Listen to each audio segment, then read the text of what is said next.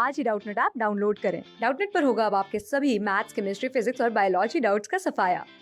बस अपने क्वेश्चन की फोटो खींचो, उसे क्रॉप करो और तुरंत वीडियो सोल्यूशन पाओ। Download now. क्वेश्चन में हमसे पूछा गया है कि जब किसी स्टेम पे उसे पेरेंट प्लांट से सेपरेट करने से पहले ही हम रूटिंग की इंडक्शन करते हैं या रूट्स अराइज करवाते हैं, तो इस प्रोसेस को क्या कहा जाता है।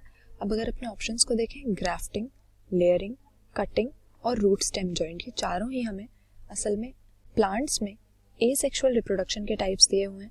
हमें पता है कि प्लांट किंगडम में दो तरह के हमें रिप्रोडक्शन के मोड्स मेनली मिलते हैं, जिसमें एसेक्सुअल रिप्रोडक्शन जो है प्लांट्स के केस में जनरली हम उसके लिए वेजिटेटिव टर्म यूज़ करते हैं, और इसमें हम देखते हैं कि गैमीट्स की फॉर्मेशन या फर्टिलाइजेशन इन्वॉल्व नहीं होती है, बल्कि एक सिंगल इंडिविजुअल या हम कह सकते हैं कि एक सिंगल पेरेंट ऑफस्प्रिंग्स प्रोड्यूस करता है। दो अलग अलग मेल और फीमेल पेरेंट्स रिप्रोडक्शन में इन्वॉल्व नहीं रहेंगे। तो अब अगर अपने ऑप्शंस को देखें, ग्राफ्टिंग के केस में क्या होता है, इसमें हम देखते हैं कि एक प्लांट का अपर पार्ट लेके हम उसे दूसरे प्लांट के लोअर पार्ट के साथ अटैच कर देते हैं। जो हम ऊपर वाला हिस्सा लेते हैं उसको स्कियोन कहा जाता है, जबकि जिस प्लांट की रूट्स होती हैं, नीचे का हिस्सा जिसका होता है, उसे रूट स्टॉक कहते हैं। और इन्हें आपस में इस तरह से अटैच किया जाता है कि ये जो इनकी ग्रोथ है या इनके वैस्कुलर बंडल्स हैं वो साथ में डेवलप करने लगे, एक दूसरे से जुड़ जाएं, और इससे हमें एक ऐसा प्लांट मिलता है जो इन दोनों के कैरेक्टरिस्टिक्स रखता है। यानी ऊपर वाला जो प्लांट होगा, फ्लावर्स और फ्रूट्स तो उसके जैसे होंगे, और नीचे का रूट स्टॉक जो है, रूट सिस्टम उसका रहेगा।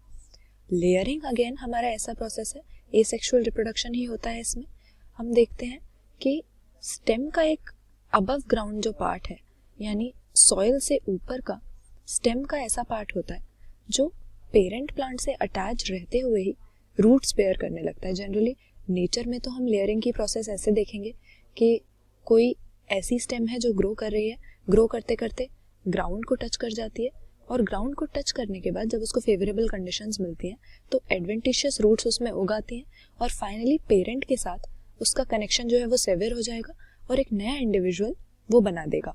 तो ये तो नेचुरल प्रोसेस हो गई, लेकिन इसको हम हॉर्टिकल्चर में भी यूज़ करते हैं। जो भी हमें डिज़ायर्ड प्लांट्स हैं उनको कल्चर करने के लिए कैसे लेयरिंग की जाती है कि स्टेम का एक हिस्सा हम नीचे की तरफ बेंड कर देते हैं और ग्राउंड में एक पिट टाइप का बनाते हैं, यहाँ पर इसको पिन कर देते हैं। फिर हम इस पे रूटिंग के लिए हार्मोन्स भी अप्लाई कर सकते हैं, प्लांट हार्मोन्स, और इसके बाद थोड़े दिनों में हम देखते हैं कि इसमें से रूट्स अराइज हो रहे हैं, या रूटिंग को हमने इंड्यूस कर दिया एक ऐसी स्टेम में जो पेरेंट प्लांट से अभी जुड़ी हुई है। लेकिन फाइनली जब रूटिंग हो जाती है तो ये स्टेम का हिस्सा एक नया इंडिविजुअल बना देता है और पेरेंट प्लांट से ये डिटैच हो जाता है इवेंचुअली। उसी तरह से कटिंग भी एसेक्सुअल रिप्रोडक्शन का ही एक एस्पेक्ट है। इसमें हम देखते हैं कि रूट या स्टेम का एक छोटा सा हिस्सा जिसे कटिंग कहा जाता है, उससे वेजिटेटिवली प्रोपेगेट करते हैं हम नए प्लांट्स को। लेकिन क्वेश्चन में जो हमसे पूछा था कि एक ऐसी स्टेम में हम रूटिंग इंड्यूस कर रहे हैं जो पेरेंट प्लांट से जुड़ी हुई है, इसके लिए लेयरिंग हमारा करेक्ट टर्म हो जाएगा, जिसमें ग्राउंड के ऊपर पाई जाने वाली एक ऐसी स्टेम होती है जो ग्राउंड को टच करके फेवरेबल कंडीशंस में एक रूट सिस्टम डेवलप कर देती है और फाइनली पेरेंट प्लांट से डिटैच होकर एक नया इंडिविजुअल बना लेती है। लेकिन हम देखते हैं कि क्योंकि ये एसेक्सुअल रिप्रोडक्शन में आ रहा है, इसीलिए जो नया इंडिविजुअल बनेगा या जो ऑफस्प्रिंग बनेगा वो पेरेंट से मॉर्फोलॉजिकली और जेनेटिकली बिल्कुल आइडेंटिकल होगा, वो पेरेंट का क्लोन होगा। या हम कह सकते हैं कि उसके हम फ्लावर्स को देखें, फ्रूट को या फोलिएज को देखें, उसकी पूरी की पूरी मॉर्फोलॉजी एग्जैक्टली पेरेंट प्लांट जैसी ही होगी। तो ऑप्शन बी यहाँ पर हमारा करेक्ट आंसर है। क्लास 6 से 12 से लेके नीट, IIT, जेई मेंस और एडवांस के लेवल तक 10 मिलियन से ज्यादा स्टूडेंट्स का भरोसा। आज ही डाउनलोड करें डाउटनेट ऐप या व्हाट्सएप कीजिए अपने डाउट्स 8400 400 400 पर।